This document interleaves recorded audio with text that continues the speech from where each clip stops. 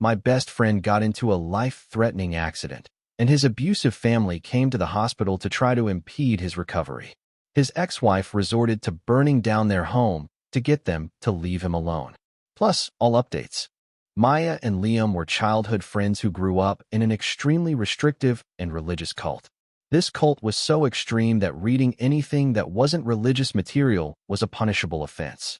But despite this, Maya and Liam read a lot. This brought them closer, and in high school, they started dating. Unfortunately, their parents caught them and had an absolute mental breakdown about it. They forced Liam to marry Maya. They married, but what their families didn't understand is that putting them together only made them stronger. Over the next 2 years, Maya and Liam set up a secret bank account and started stealing money from their parents' paychecks in amounts just small enough so they wouldn't notice. When they were 20, they had enough money to get out and start over. They left their house in the dead of night with nothing but what could fit in their car and uprooted to live across the country. Pretty quickly after they moved, they decided to get amicably divorced since they never wanted to be married anyway. They still lived together for a while and basically became something between platonic roommates and each other's only family. Over time, they started dating other people. Some partners were scared off by the weird relationship between them, but most got it and understood that Liam and Maya had basically bonded through mutual trauma. This whole time, both their families and other members of their community were relentlessly harassing them. People were showing up at their house at all hours, and they had reason to believe people were trying to steal their identities. Over the years, though, they'd fortunately both put a freeze on their credit, so nothing ever came of it. Then Liam had a bad accident, a really bad accident. He was on his bike, and a car blew through a stop sign without slowing down and plowed right into him. He had to be rushed to the hospital and landed in the ICU. Maya was his emergency contact, and I was with her and some other friends when she got the call. I immediately drove her to the hospital with a couple of other people, and she was melting down understandably. The hospital staff wouldn't let us all in when we got there, but they let Maya in. She came out periodically to let us know what was going on. Liam wasn't unconscious, but he was totally out of it and didn't seem to know she was there, probably from the painkillers. But she was convinced he had permanent, debilitating brain damage, and basically, the group of us were just soothing her and reassuring her it would be fine. A friend of ours who worked at the hospital as an MRI tech was also stopping by when she could on her brakes and calming down Maya. We'd been there all night and part of the day at this point, and the medical staff was giving us reason to be hopeful. But things got worse. To this day, no one knows how they found out, but 14 hours after Liam's accident, his parents, uncles, and grandfather showed up. They immediately had all of us removed from the ICU, Maya included. Unfortunately, as his ex-wife, she was no longer his legal next of kin and had no rights against his blood family. At this point, she was absolutely hysterical and inconsolable. She was convinced Liam's family would hurt him. I'm ashamed to say all 3 of us that were there with her thought she was overreacting. We all knew Maya and Liam had left a messed up situation, but it wasn't like his own family would do anything to impede his recovery. She was getting angry with us for trying to calm her down and tried to explain that, according to their religion, she and Liam deserved punishment from God, and only the greatest suffering could prompt repenting and redemption. She said their families embraced this thinking and wanted them to suffer because it would prove that they did the wrong thing by leaving, and suffering would drive them back to the fold. She said as long as Liam was with his family, he wouldn't be safe. Our friend who worked for the hospital came and found Maya at that point. She made Maya swear up and down she wouldn't tell anyone she told her this, because she could get in deep trouble for releasing privileged information to someone unauthorized. But she'd caught wind that Liam's parents were aggressively demanding the hospital release him into their care, and they were involving lawyers. The hospital was currently refusing because Liam wasn't stable enough to leave, but our friend warned Maya that as soon as Liam got to be stable or the lawyers scared the hospital enough, it's possible the parents would be able to take Liam. This shocked the rest of us. Realizing his parents were not only willing to remove Liam from the hospital that had saved his life in the condition he was still in, but were actively trying to do it, made us really get for the first time why Maya was going out of her head with fear. At this point, Maya snapped into a do or die mode, convinced that Liam was about to literally die if she didn't act. She decided she would do everything in her power to start a fire at home so that Liam's family would want to run back to put it out. And this wasn't too hard because she had a lot of dirt on the whole community she came from. Like a madwoman, she started blowing the whistle all over Liam's family. She called the IRS's fraud hotline and detailed all the ways that the family business was committing tax fraud. She submitted an ATF tip about how that same family business was illegally selling firearms without a license, without following any of the proper protocols, and was knowingly selling firearms to convicted felons. She reported one of Liam's uncles for owning several firearms as a convicted felon.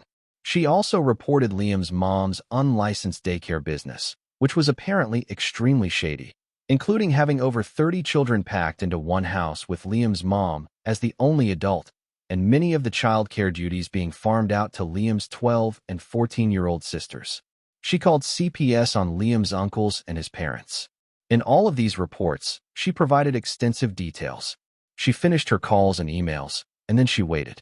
We all waited for several hours, and nothing happened.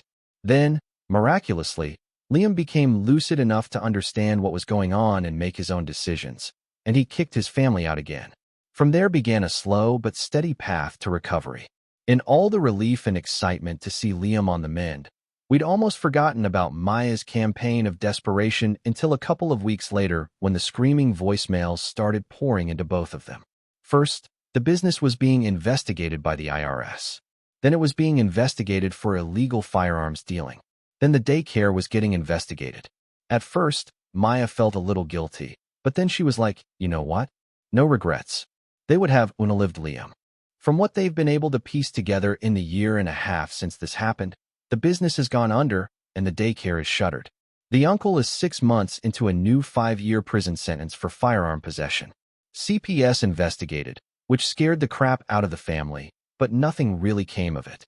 That said, the parents are now too scared to keep the kids home from school, and with the unlicensed daycare shut down, the mom's not exploiting her daughter's labor anyway, so she has no incentive to keep them home.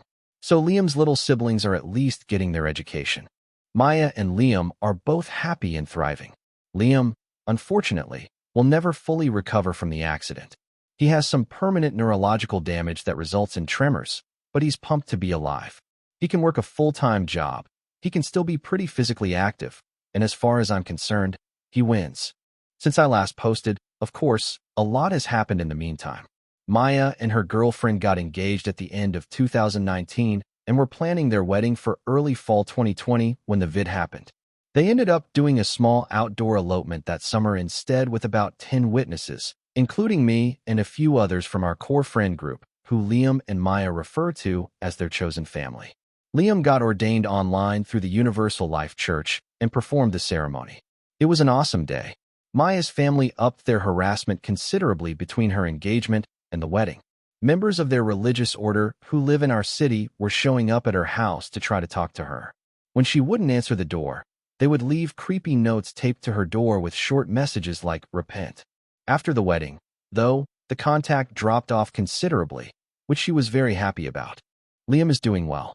He's been in a serious relationship for the last 2 years with a woman we all love who has meshed into our little chosen family really well.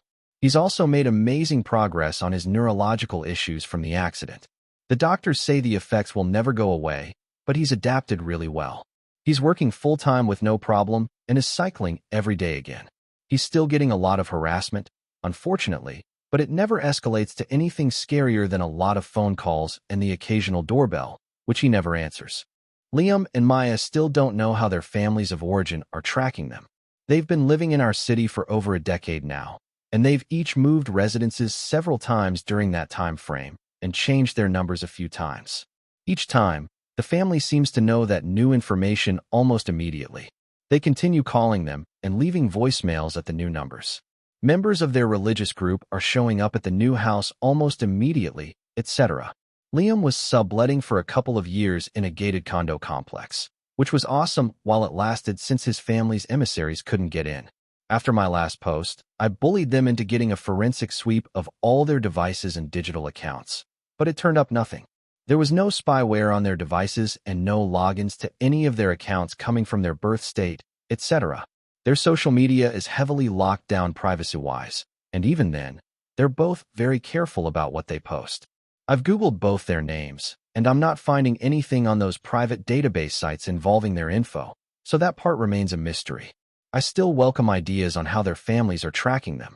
The biggest update, though, is that Liam and Maya have become an informal lifeline out of their creepy hometown, which has been really cool to see. The oldest of Liam's little sisters was the first one. She turned 18 early last year and reached out to Liam on Instagram. She had been accepted to college, and her parents forbade her from going and had upped their strictness, including grounding her, because they were so ticked off she applied at all. Liam sent her a plane ticket, and she followed in his footsteps, packed up her essential belongings when her parents were both out of the house, and got the F out of Dodge. She stayed with him in our city, and then in the fall, moved to college and is living in the dorms there. Liam has assured her that she always has a home with him on her school breaks, and that if there's another COVID wave that closes her dorms and pushes her classes to being online only, she can come stay with him again and do her classes online from his house.